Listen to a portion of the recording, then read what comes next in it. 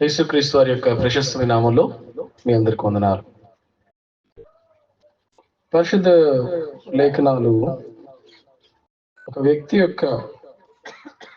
అని కదా ఎవరైనా మరణం గురించి ఎక్కువగా మాట్లాడింది బైబిలే. జీవము గురించి కూడా ఎక్కువగా మాట్లాడింది. ఒక వ్యక్తి యొక్క భవిష్యత్తు లేదా మనిషి యొక్క బ్రతుకు దేని మధ్యలో ఉంటుంది? పుట్టుక మరియు మరణం మధ్యలోనే కదా, బిట్వీన్ బర్త్ అండ్ డెత్. ఆ తర్వాత ఏంటి అనేటువంటి దాని గురించి బైబిల్ చాలా విషయాలు మాట్లాడుతూ వచ్చింది. మనిషి యొక్క పుట్టుక, జీవితము, ఆ తర్వాత మరణం గురించి. ముఖ్యంగా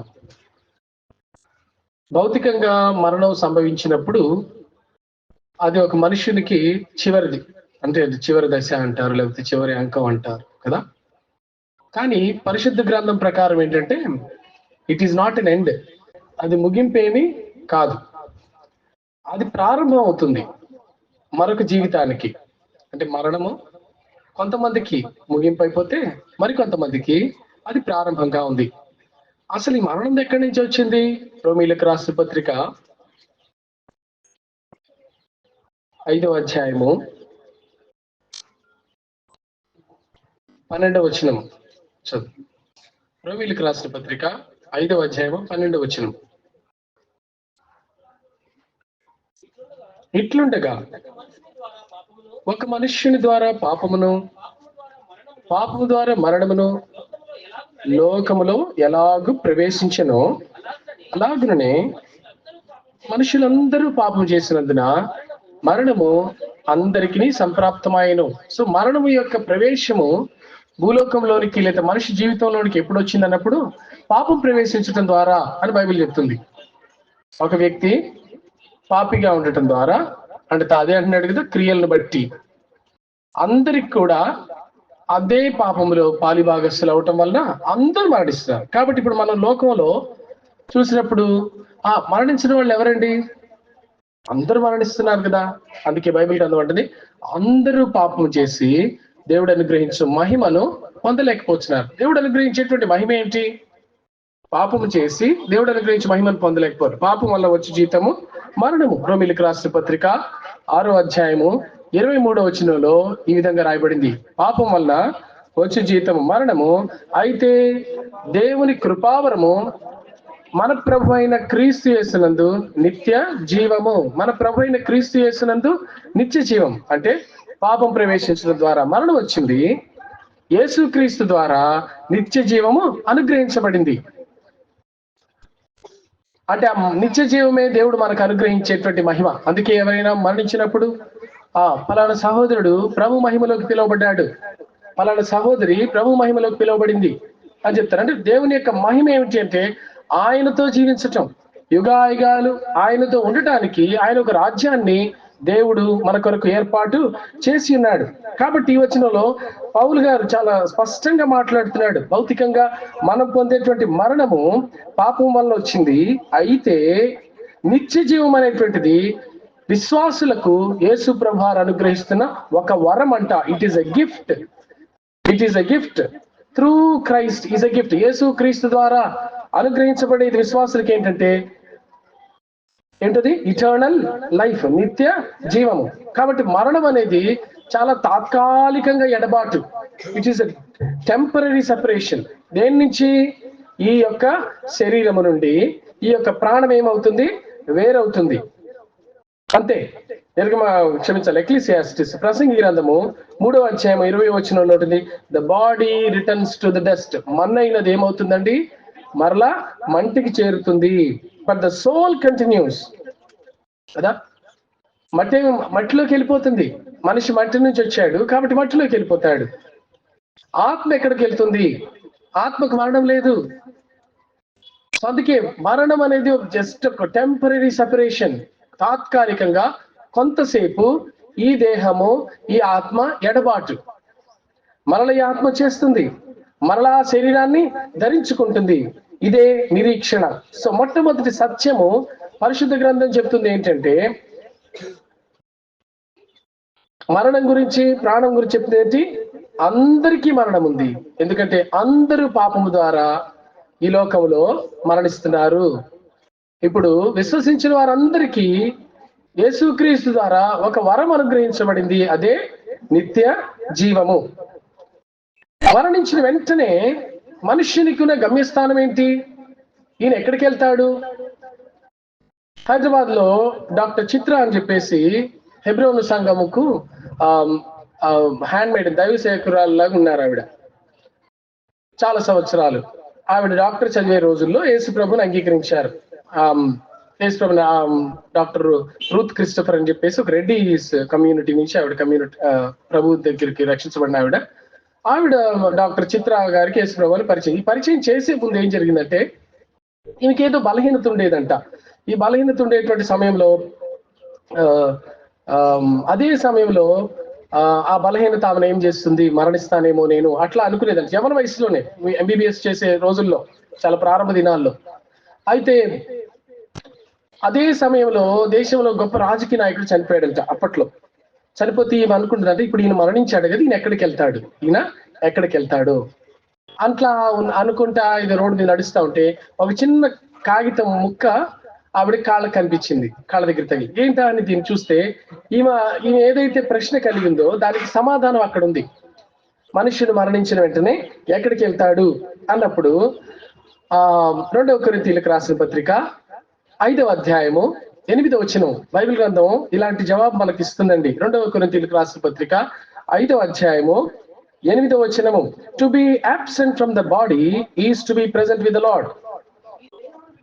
ఈ దేహమును విడిచిపెట్టి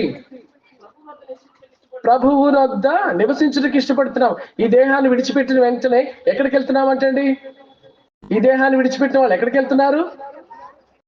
ప్రభువునొద్ద. చెప్పండి అందరమాట, ప్రభువునొద్ద. మరల చదండి, ఈ దేహమును ఇట్లు ధైర్యము కలిగి ఈ దేహమును విడిచిపెట్టి ప్రభువునొద్ద నివసించుటకు ఇష్టపడుచున్నాము. We are desiring to live with the Lord. ప్రభువుతో నివసించడానికి, ప్రభువుతో వద్ద నివసించడానికి ఇష్టపడుతున్నాం. అందుకే ఈ దేహం ఏం చేస్తామండి? విడిచిపెట్టేస్తాం. అందుకే మరణం అనేటువంటిది ప్రభువునది విశ్వసించే వారికి అది ఒక భయమైనటువంటి పరిస్థితిగా ఉండదు, అది మహదానందకంగా ఉంటుంది. మీరు ఎప్పుడన్నా గమనించారు, చాలా సార్లు దైవ సేవకులుగా ఎవరైనా ప్రభువునందు నిలిచినప్పుడు praise the Lord, praise the Lord, దేవునికి స్తోత్రం, it has pleased the Lord to call his servant కదా. తన సేవకుల్ని ప్రభువు మహిమలోనికి పిలవడానికి ఇష్టపడ్డాడు. It is a joyful day. ఇది ఎంతో సంతోషకరమైన దినం అని చెప్తాం. ఎందుకంటే మనం అందరం కోరుకుంటుంది ఇదే. ఏంటది? ఈ దేహమును విడిచిపెట్టి నేను ప్రభువునొద్ద నివసించాలి, ప్రభువునొద్దకు వెళ్ళిపోవాలని ఇష్టపడుతున్నాం. ఎందుకు? లోకంలో ఏముంది? లోకంలో ఉన్న ఆశ ఉంది, శరీరాశ, నేత్రాశ, జీవపడమము. ఈ లోకంలో ఉన్నదంతా దుఃఖము, ఆయాసకరమే. కీర్తనలు 90వ కీర్తనలో ఏముందంటే, మనుష్యుని ఆయుష్ 70 సంవత్సరాలు, అధిక బలమున్న ఏడల 80 సంవత్సరాలు, అదియును వాటి వైభవము, ఆయాసమే, దుఃఖమే కదా. మనుష్యుని యొక్క ఆయుష్కాలము అంటారు కదా, దినదిన గండము 100 ఏళ్ల ఆయుష్ లాగా ఆయుష్ ఉంటుంది, కానీ ఆయాసము దుఃఖకరమే. అందుకే ఈ యొక్క జీవిత సత్యాన్ని తెలుసుకున్నాడు, వైరాగ్యం కలిగి ఏమంటే, నేను ఇక్కడ ఉండను, నేను ప్రభువునొద్దకు వెళ్ళిపోవడానికి ఇష్టపడుతున్నాను. So there is no pain, there is no ఎట్లా చెప్పాలి, బాధ లేదు, దేర్ ఇస్ నో సఫరింగ్, వేదన లేదు కదా, దుఃఖము లేదు, ఏది లేదు. ప్రభు దగ్గరికి వెళ్ళడానికి ఇష్టపడుచున్నాము. ఒక వ్యక్తి మరణించటం, దేహాన్ని విడిచిపెట్టి వెళ్ళిపోవటం ఎంతో దుఃఖకరమైంది అని అనిపించినప్పటికీ, ప్రభువుని ఎరిగినటువంటి వారు మనకు ఒక విశ్వాసము, మనం ఇష్టపడి ప్రభు దగ్గరికి వెళ్తున్నాం. ఈ దేహమును విడిచిపెట్టి ప్రభు దగ్గరికి వెళ్ళడానికి ఇష్టపడుచున్నాం. అందుకే ఇట్లు ధైర్యముతో అంటున్నాడు పౌలు గారు. కాబట్టి మొట్టమొదటిది ఏంటండి? మరణం పాపం వల్ల వచ్చింది, దేవుని మహిమ నుంచి దూరం చేసింది. ఇప్పుడు మనం మహిమ పొందుకోవడానికి ఇష్టపడుతున్నాం కాబట్టి ఈ దేహమును విడిచిపెట్టి ప్రభు దగ్గరికి వెళ్ళిపోవాలి. లూకా సువార్త 16వ అధ్యాయము 19 నుంచి 31 వచనాల్లో ఒక ఎగ్జాంపుల్, ఒక ఉదాహరణ యేసు ప్రభు వారు మనకి ఇక్కడ ఇచ్చారు. ఇక్కడ ధనవంతుడు, లాజర్ అనేటువంటి 2 వ్యక్తులు కనబడతా ఉన్నారు. ఆ ధనవంతుడు చనిపోయాడు. అతడు తన జీవిత కాలంలో దేవుణ్ణి ఎంతో నిర్లక్ష్యం చేశాడు. అయితే మరణించిన వెంటనే అతడు ఎట్లున్నాడు, అతని స్థితి ఏమిటి అన్నప్పుడు అతడు వేదనలో ఉన్నాడని కనబడుతుంది కదా. అతను నానా యాతనలేను పడుచున్నాను. ఈ లోకంలో నువ్వు ఎంత సంతోషపడినా, ఎంత సుఖపడినా, మరణించిన తర్వాత నువ్వు ఎక్కడికి వెళ్తావు అనే దాన్ని బట్టి మనకు అనే విషయమే చాలా ప్రాముఖ్యం. నువ్వు ఎక్కడికి వెళ్తావు? నిత్య నాశనం అనేది ఒకటి ఉంది, నిత్య జీవం అనేటువంటిది ఒకటి ఉంది, నిత్య నరకం అనేటువంటిది ఒకటి ఉంది, నిత్య సంతోషములు, నిత్య సుఖములు అనేవి ఒకటి ఉన్నాయి. ఎక్కడికి వెళ్తావు అనే దాన్ని బట్టి ఉంటుంది. ఇతడైతే ఎక్కడికి వెళ్ళాడండి? జీవిత కాలంలో తన కలిగినవన్నిట్లో సర్వ సౌఖ్యములతో జీవించాడు, అంతా బాగున్నాయి అనుకున్నాడు. కానీ ఒకానొక దినమున అతనికి మరణం తటస్థించింది. అతడు చనిపోయాడు. చనిపోయిన వెంటనే ఎక్కడున్నాడంటే అగ్నిలో అతను నానా యాతనలు పడుతున్నాడు. మరి విశ్వసించినటువంటి లాజర్ అనేటువంటి వ్యక్తి తను ఈ లోకంలో పెద్దగా సుఖాలు ఏం అనుభవించినప్పటికీ, ఎంతో శ్రమలు పడినప్పటికీ, ఆకలి దప్పులు కలిగి ఉన్నప్పటికీ అతడు నిత్య విశ్రాంతిలోనికి వెళ్ళాడు. అందుకే ప్రభువునంత ఉండుటకు ఇష్టపడుచున్నాము. మరణించిన వెంటనే ఎక్కడికి వెళ్తున్నామండి? నీకు రెండే రెండు దారులు. ఒకటి నిత్య నరకాగ్నిలోనికి వెళ్ళిపోవటము, లేకపోతే నిత్య జీవములోనికి వెళ్ళిపోవటం, ప్రభువులో సంతోషించడానికి వెళ్ళిపోవటం, లేకపోతే నానా యాతనలు పడే నిత్య నరకాగ్నికి వెళ్ళిపోవటం. మూడవ అంశాన్ని మనము పరిశీలన చేయడానికి ప్రయత్నం చేద్దాం. ఈ మరణించిన వారు వెంటనే ఏం జరుగుతుంది? అక్కడితో అవ్వదంటున్నావు కదా, ప్రభు దగ్గరికి వెళ్తారంటున్నావు కదా. ప్రభు దగ్గరికి వెళ్ళడానికి ఈ మధ్యలో ఏం జరుగుతుంది? యోహాను సువార్త 5వ అధ్యాయము 28 నుంచి 29 వచనాలు. యోహాను సువార్త 5వ అధ్యాయము 28 నుంచి 29 వచనాలు.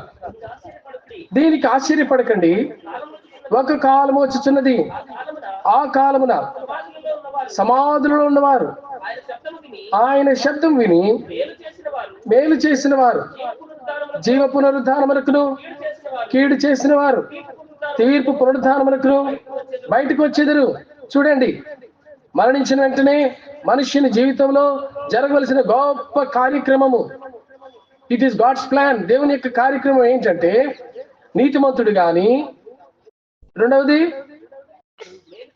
మేలు చేసిన వారు, రెండవది కీడు చేసిన వారు, ఇద్దరు కూడా నీతిమంతులు కావచ్చు, దుర్నీతి పరులు కావచ్చు, పరిశుద్ధులు కావచ్చు, అపరిశుద్ధులు కావచ్చు, ఎవరైనా సరే వీరందరికీ దేవుడు పెట్టినటువంటి ఒక కార్యక్రమం ఏంటి అంటే వారందరూ తిరిగి లెగవాలి. నీతిమంతులైనా సరే, అనీతిమంతులైనా సరే తిరిగి లెగవాల్సిందే. మరణముతో అతని జీవితం అయిపోయింది అనుకోవడానికి వీల్లేదు. చాలా మంది ఈ లోకంలో వాళ్ళకున్నటువంటి సమస్యలు బట్టి తమ జీవితాన్ని అంతం చేసేసుకోవాలనుకుంటారు. ఈ కష్టాలు నాకు అనవసరం, నేను చనిపోతేనే మంచిది, దాంతో నేను లేకపోతే అసలు ఈ సమస్యలు ఏ గోలు ఉండవు అని అనుకుంటా ఉంటారు. కానీ దేవుని వాక్యం ఏం తెలుస్తుందంటే అక్కడితో ఆగదు. ఒక వ్యక్తి తన మరణంతో జీవితం ఆగదు, అక్కడితోనే ప్రారంభం అవుతుంది. వేదనలకు ప్రారంభము, లేకపోతే నిత్య సంతోషములకు ప్రారంభము. ఎట్లా చెప్తాము? ఉదాహరణకి మనందరికి తెలిసినటువంటిదే చెప్తాం. మనం ఒక చెట్టు ఫలించాలంటే ముందని ప్రారంభం ఏంటి? చిన్న విత్తనముగా ఉంటుంది కదా. ఆ విత్తనాన్ని ఏం చేస్తాం? మనము విరగొడతాం కదా, విత్తనమును చంపేస్తాం. అంటే విరగొట్టడం మన చేతితో విరగం, భూమిలో పెట్టేస్తాం. ఒక మనిషి చనిపోయినప్పుడు భూమిలో పాతి పెట్టినట్లుగా ఆ విత్తనాన్ని ఏం చేస్తామంటే భూమిలో పాతి పెడతాం. అప్పుడు అది ఏమవుతుంది? లోపల ఆ విత్తనము చనిపోయి అందులో నుండి ఒక మొక్క వచ్చి విస్తారంగా ఫలించింది. గోధుమ గింజ భూమిలో పడి చావకుండిన ఎడల అది ఒంటిగానే ఉండును, అది చచ్చిన ఎడల విస్తారంగా ఫలించును. కాబట్టి మనుషుడు కూడా ఈ లోకంలో కొంతకాలం జీవిస్తాడు, అతనితో మరణిస్తాడు, అతను పాతి పెట్టబడతాడు. అప్పుడు అతనిలో నుంచి పునరుద్ధాన అనుభవం అనేది ప్రారంభమవుతుంది. నిజమైనటువంటి జీవితం, వాస్తవమైన జీవితం, దేవుడు మన కొరకు ఏదైతే ఏర్పాటు చేశాడో దానికి ప్రారంభము. అందుకే వేదనల కన్నా ప్రారంభం అవ్వాలి, లేకపోతే నిత్య సంతోషం ప్రభువులో. అందుకే కీర్తనాకారుడు అంటాడు, భక్తిహీనుల గుడారములో 1000 దినములు నివసించడం కంటే యెహోవా మందిరములో 1 దినము గడుపుట మేలు, శ్రేష్టము. భక్తిహీనుల గుడారంలో నేను నివసించడం కంటే, నిరీక్షణ లేని వారి మధ్య నివసించడం కంటే, పాపంలో నివసించడం కంటే, క్రోధములో నివసించడం కంటే, అన్యాయంలో నివసించడం కంటే నేను దేవుని మందిరములో, యెహోవా మందిరము ఆవరణములలో ఒక్క దినము గడుపుట 1000 దినముల కంటే శ్రేష్టము. కాబట్టి అది ప్రారంభం అవుతుంది ఒక వ్యక్తి మరణంతో. నిత్య రాజ్యానికి అతడు ప్రారంభం అవుతాడు, బయలుదేరుతాడు. ఆ తర్వాత ఏం జరుగుతుంది? క్రీస్తు న్యాయపీఠం అనేది ఒకటి ఉంది. 2వ కొరింథీయులకు రాసిన పత్రిక 5వ అధ్యాయము 10వ వచనం అండి. జడ్జిమెంట్ సీట్ ఆఫ్ క్రైస్ట్ అంటారు. 2వ కొరింథీయులకు రాసిన పత్రిక 5వ అధ్యాయం 10వ వచనము. ఎందుకనగా తాను జరిగించిన క్రియల చొప్పున అవి మంచివైన సరే చెడ్డమైన సరే దేహముతో జరిగించిన దాని ఫలమును ప్రతివాడు పొందినట్లు మనందరమును క్రీస్తు న్యాయపీఠం ఎదుట ప్రత్యక్షం కావాలను. చూడండి, నీకు ఇచ్చినటువంటి 70 సంవత్సరాల జీవితం, లేదా 80 సంవత్సరాల జీవితం, లేదా 100 సంవత్సరాల జీవితం, ఎన్నేళ్ళు నువ్వు భూమి మీద బతికావో, ఎక్కువ తక్కువ అనేది ఏం లేదు. కానీ నువ్వు బ్రతికిన దినములలో నువ్వు ఎంత నీతిగా నువ్వు బ్రతికినావు, ఎంత పరిశుద్ధంగా నువ్వు జీవించినావు, నువ్వు ఎంత అన్యాయంగా జీవించావు. ప్రభు ప్రతిదానికి ఏం చేస్తున్నాడంట? తూకం దూస్తున్నాడు, ప్రతిదానికి లెక్క తీస్తున్నాడు. ఆయన ఏం చేస్తాడంటే అవి మంచివైనను సరే చెడ్డవైనను సరే ప్రతి వాణ్ణి క్రియల చొప్పున వాటికి ఫలాలను వాళ్ళకి ఇస్తాడు కదా. నువ్వు చేదు విత్తనములు కలిగినటువంటివి నాటావనుకోండి, నీ చెట్టుకి ఏ ఫలాలు వస్తాయి? చేదు ఫలములు వస్తాయి. మధురమైనవి నాటావనుకోండి, మధురమైన ఫలాలు వస్తాయి. అందుకే మంచి విత్తనములు, మంచి చెట్టు మంచి ఫలములను, కాని చెట్టు కాని ఫలములు, చెడ్డ ఫలములు, పనికి మాలిన ఫలములను ఫలిస్తుంది. కాబట్టి నువ్వు ఈ జీవితంలో నువ్వు జీవించిన జీవితాన్ని దేవుడు తూకం తూగబోతున్నాడు. మంచైనా చెడ్డైనా తూకం తూగిపోతున్నాడు. నువ్వు ప్రభు నమ్ముకున్నా నమ్ముకోకపోయినా నువ్వు చనిపోవటం అనివార్యము. ఎవరైనా చనిపోవలసిందే, పాతి పెట్టబడాల్సిందే, తిరిగి లెగవలసిందే. లేచిన తర్వాత వాళ్ళ క్రియల చొప్పున వారిని తీర్పు తీర్చాల్సిందే. ఎవరెవరికి ఎటువంటి తీర్పు వస్తుంది? ఇక్కడ క్రీస్తు న్యాయపీఠం మీద నిలబడినప్పుడు మంచివైనను సరే చెడ్డమైనను సరే చేసి దానికి ప్రతిఫలము ఇస్తాడు. మరొక ధవళ సింహాసనం అనేది ఒకటి ఉంటుంది. అక్కడ కొంతమంది వెళ్తారంట, అందరు వెళ్ళరు. అక్కడ కొంతమంది వెళ్తారు. అక్కడ ఒక గ్రంథం ఉంది రండి, ప్రకటన గ్రంథము 20వ అధ్యాయము 11 నుంచి 15 వచనాల్లో చూస్తే అక్కడ ధవళ సింహాసనము, మహాసింహాసనం కనబడుతుంది. అది దుర్నీతి పరులకు గొప్ప తీర్పునిచ్చేటువంటిది. అది ఎవరి పేర్లైతే అక్కడ జీవ గ్రంథమందు రాయబడి ఉండవో వారందరి క్రియల చొప్పున వారిని ఎక్కడికి తీసుకెళ్తాడు చెప్తారా? మరియు ధవళమైన మహాసింహాసనము దాని యందు ఆసుడైన ఒకటిని చూచితిని, భూమి ఆకాశములు ఆయన సముఖముల నుండి పారిపోయిను. చాలా జాగ్రత్తగా ఇక్కడ నేను ఎట్లాగైనా జీవిస్తాను, నా మాటలకు హద్దు అక్కర్లేదు, నా చేతలకు హద్దు ఆపక్కర్లేదు, నేను ఇష్టం వచ్చినట్టు మాట్లాడతా, ఇష్టం వచ్చినట్టు జీవిస్తా, ఇష్టం వచ్చిన ప్రవర్తనలో జీవిస్తాను. నాకెవరు చెప్పేవాళ్ళు అనుకుంటే ఒకవేళ అన్ని రోజులు మనవి కావు. కొన్నాళ్ళు నడిచింది నీకు. ఒకానొక రోజు ఈ భూమిని నిన్ను తయారు చేసిన సృష్టికర్త లెక్క అడగబోతున్నాడు నీ జీవితాన్ని బట్టి. ఏమి నాయనా, ఎటువంటి జీవితం నువ్వు జీవించావు, ఎటువంటి జీవితం జీవించావు? చూడండి, ఉదాహరణకి గవర్నమెంట్ వాళ్ళు, బ్యాంకుల వాళ్ళు మనకి రుణాలు ఇస్తారు. డ్వాక్రా రుణాలు కానీ లేకపోతే రకరకాల రుణాలు ఇస్తారు. ఇచ్చేటప్పుడు అమ్మా నీకు ఎందుకు ఈ రుణం ఎందుకు కావాలి అని అడుగుతారు. ఇవ్వండి, నేను పలానా వ్యాపారం పెట్టుకుంటాను, లేదా పలానా పని నేను చేసుకుంటాను, లేదా పలానా ఇల్లు నేను కట్టుకుంటాను. గవర్నమెంట్ ఏం చేస్తుందండి, పలానా టైం ఇచ్చి అంతా అయిపోయిన తర్వాత ఫోటో తీసుకోవడానికి వస్తుంది. ఇల్లు కట్టినావా, కట్టలేదా, నీకు డబ్బులు ఇచ్చాను కదా, ఏం చేసావు? లేదండి పట్టీలు కొనుక్కున్నాను, బంగారం గాజులు చేయించుకున్నాను అంటే కుదరదు కదా, అవునా కాదా? ఎందుకు? మనకు సహాయం చేసిందే నువ్వు ఈ ఒక మంచి ఇల్లు కట్టుకుంటావు, లేకపోతే మంచి వ్యాపారాలు అభివృద్ధి చెందుతావని. దేవుడు కూడా మనుషుడికి మంచి జీవితం ఇచ్చి ఆయన ఏమంటే నువ్వు ఎట్లాంటి జీవితం జీవించావు, ప్రతిదానికి నువ్వు లెక్క చెప్పాలి. ప్రియ సహోదరి సహోదరుడా, అయిపోయిందని అనుకోవడానికి వీలే లేదు.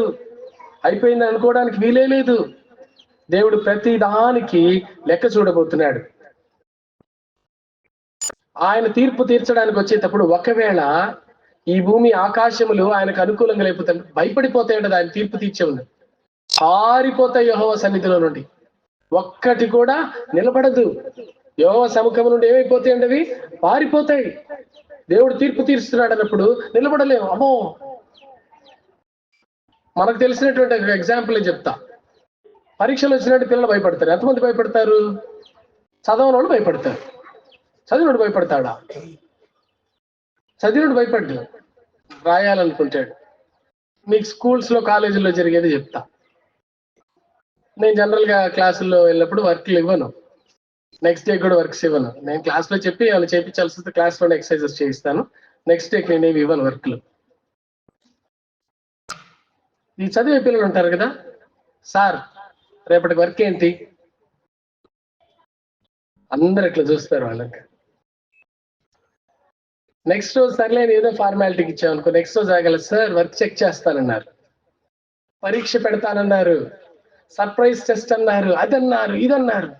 ఎంత ఇష్టమో సార్ ఎగ్జామ్ పేపర్స్ కరెక్షన్ చేశారా? వెంటబడుతుంటారు. ఎవరు? బాగా రాసిన వాళ్ళు, చదివిన వాళ్ళు. మిగతా వాళ్ళందరూ ఆయన సముఖంలో నుండి పారిపోతా ఉంటారు. అదే కనపడుతుంది ఎక్కడ, చదవండి మళ్ళీ. భూమి ఆకాశములు ఆయన సముఖము నుండి పారిపోయిను, వాటికి నిలువ చోటు చూడండి. దేవుడు భూమిని తీర్పు తీర్చబోతున్నప్పుడు, మనుషులందరినీ తీర్పు తీర్చబోతున్నప్పుడు భూమికి ఆకాశానికి ఏం కనపడలేదంటండి? చోట్లు కనపడలేదు. అదేంటి? ఇక్కడే కదా తీర్పు కాదు, ఈ దేవుడు సర్వ విశ్వానికి తీర్పు తీర్చబోతున్నాడు. నువ్వు అక్కడే భూమి మీద అనుకుంటే ఎట్లా? మనకు తెలియని ప్రపంచం ఎంతో ఉంది. అన్నిటికీ ఆయన తీర్పు తీర్చబోతున్నాడు. భూమి ఆకాశములు అన్ని గతించిపోతా ఉంటాయి. ఎంతమంది, ఎన్ని గ్రహాలు ఉన్నాయి, ఎంతమంది ప్రజలు ఉన్నారు, వాళ్ళందరూ ఆయన తీర్పు తీర్చబోతున్నప్పుడు, ఆకాశము నా సింహాసనము, భూమి నా పాదపీఠం అనే పెద్ద దేవుడు కూర్చుంటున్నప్పుడు, ఈ భూమి ఆకాశములు లేకపోతే ఏంటండి? పారిపోతా ఉంటాయి. చదవండి. మరియు గొప్పవారేమి కొద్దివారేమి, మృతులైన వారందరూ, గొప్పవాళ్ళేమి కొద్ది వాళ్ళేమి, ఏ భేదం లేదు. అందరు ఏం చేయాలంటండి? ఆ సింహాసనం ఎదుట నిలబడి చూచితిని. గ్రంథాలు విప్పబడ్డాయి. జీవ గ్రంథము, వేరొక గ్రంథము విప్పబడింది. ఈ గ్రంథముల యందు రాయి గ్రంథముల యందు రాయబడిన వాటిని బట్టి తమ క్రియల చొప్పున మృతులు తీర్పు పొందుతారు. ఏంటండి? సముద్రం అంట వాళ్ళలో ఉన్న మృతుల్ని అప్పగిస్తుందంట. మరణము, పాతాళ లోకము వాటి వశంలో ఉన్న మృతులను అప్పగిస్తారు. ప్రతివాడు తన క్రియల చొప్పున తీర్పు పొందను. ముగిచ్చేస్తున్నాను. So what are we waiting for? దేని కొరకు మనం ఎదురు చూస్తున్నామంటే, మనం అందరూ వెయిట్ చేయాల్సింది దేనికోసం తెలుసా? ఎగ్జామ్ కోసము, రిజల్ట్స్ కోసం. నువ్వు పరీక్ష రాయాల్సిందే, దాని రిజల్ట్ నువ్వు పొందాల్సిందే. ఈ 70 ఏళ్ల జీవితమే నీకు పరీక్ష. భూమి మీద నువ్వు జీవించే జీవితమే నీకు పరీక్ష. ఎట్లా జీవించావు ప్రభు ప్రతి దాన్ని చూస్తాడు. నేను కొన్నిసార్లు సంఘంలో విశ్వాసులు కానీ ఎవరస్తులు కానీ శ్రద్ధిస్తా ఉన్నప్పుడు, మీరు ఎందుకు అదట్లా చేస్తారు, ఇది ఎట్లా చేస్తారు అడుగుతున్నప్పుడు, కొంచెం అన్న మీరు ప్రతి దానికంటే ఎట్లా అనిపించింది మనసులో. పైకి ఏమనకపోయింది, లోపల ఏమనిపించింది? ప్రతి చిన్నదాన్ని కూడా అక్కడ నుంచుంటే ఒప్పుకోడు. వందనాలు చెప్పలేదు అరుస్తాడు, చెప్పినా అరుస్తాడు. అక్కడ నుంచి ఇటు కూర్చుంటే అరుస్తాడు, అటు కూర్చోకపోతే అరుస్తాడు. కష్టంగా ఉంది కదా. దేవుడు ప్రతి దానికి తీర్పు తీరుస్తాడంట రేపు. ఎన్ని సంవత్సరాలు భూమిలో జీవించావో తెలీదు. నీకు ఊహ అంటే మంచి చెడు అనేటువంటి వివేచన వచ్చింది చూసావా? అది ఎన్నేళ్ళకి వచ్చిందో తెలియదు. 13కి వచ్చిందో, 14కి వచ్చిందో, 15కి వచ్చిందో.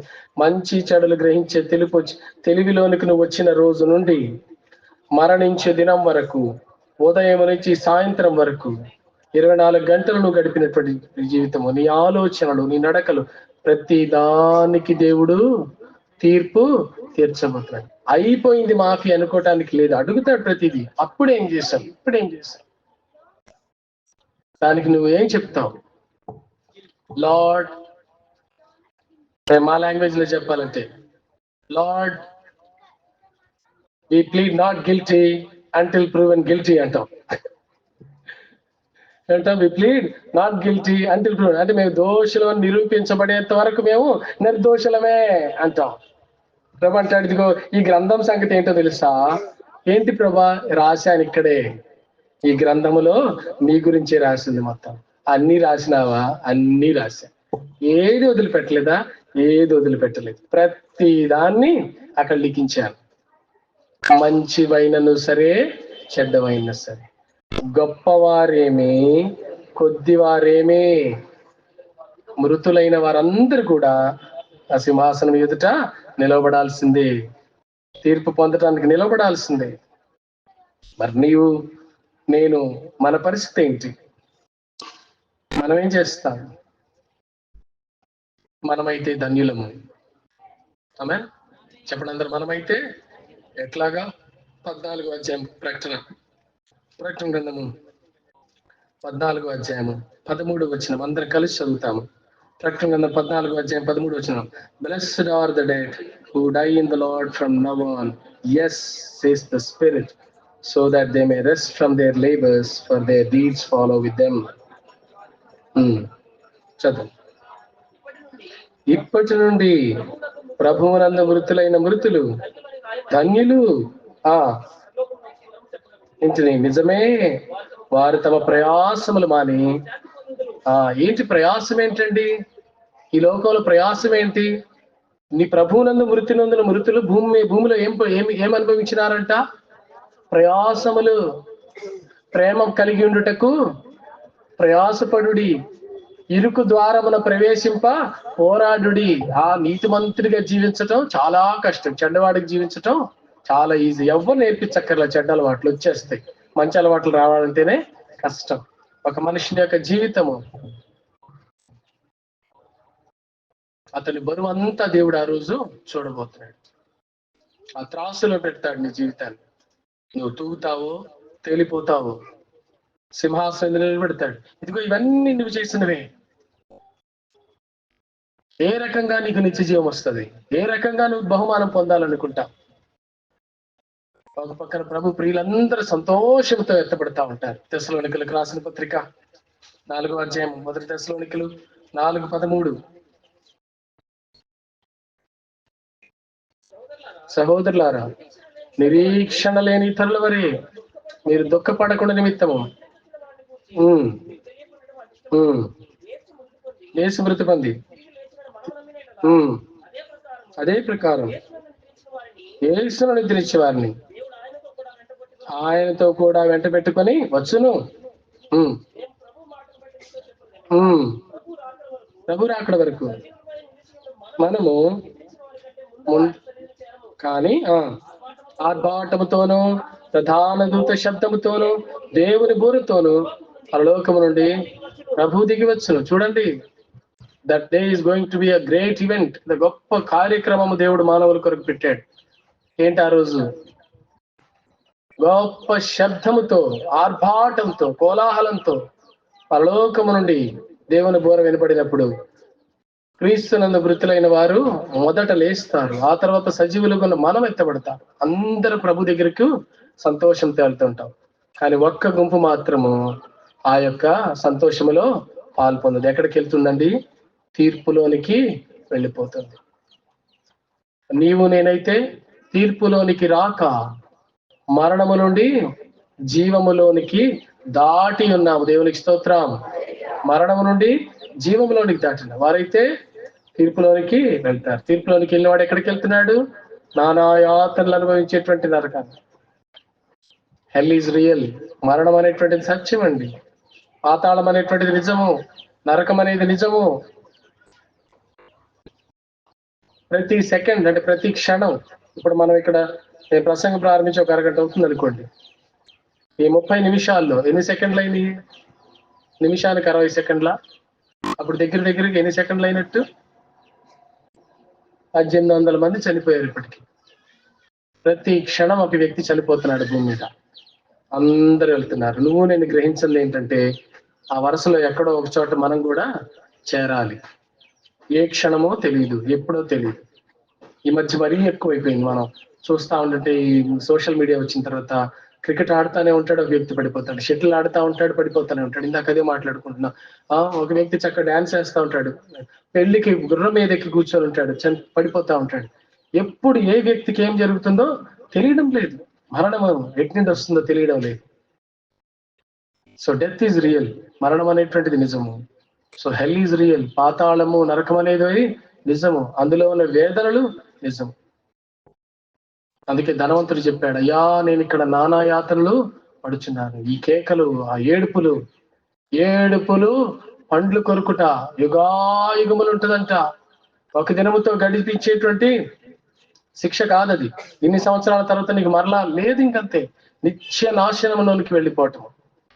నువ్వు ఎట్లాంటి జీవితం జీవించావో దాన్ని బట్టే ప్రభు తీర్పు తీర్చబోతున్నాడు. మనకైతే గొప్ప నిరీక్షణ ఏమిచ్చంటే, మన ప్రభుని అంగీకరించి ఆయన నీతిని అనుసరించి మనం జీవించినప్పుడు మన మార్పాటంతో ప్రధానత శబ్దముతో మన ప్రభు దిగి వస్తాడు. మనం ఆయన హనోకు అంటాడు కదా, వేవేల పరిశుద్ధుల పరివారంతో ఆయన దిగి వస్తాడు. మనము ఆ యొక్క కార్యక్రమంలో పాల్గొంటాం, మనం ఎత్తబడతాం, మనం సంతోషిస్తా ఉంటాం. ప్రభా, ఇన్ని సంవత్సరాలు మేము నిజంగా ప్రయాసపడ్డాం, మా జీవితంలో ఎన్నో శ్రమలు అనుభవించాం, నువ్వు మమ్మల్ని నీ రాజ్యంలోనికి చేర్చుకున్నావు, నీకు వందనాలు. నువ్వు మమ్మల్ని మర్చిపోలేదు ప్రభా. సజీవుల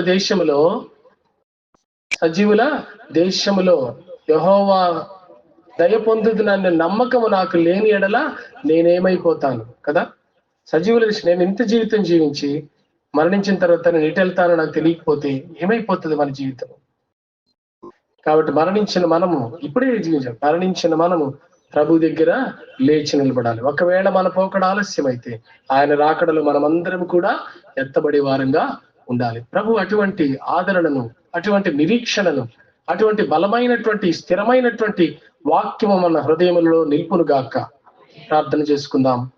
దయచేసి తలలో ఉంచండి.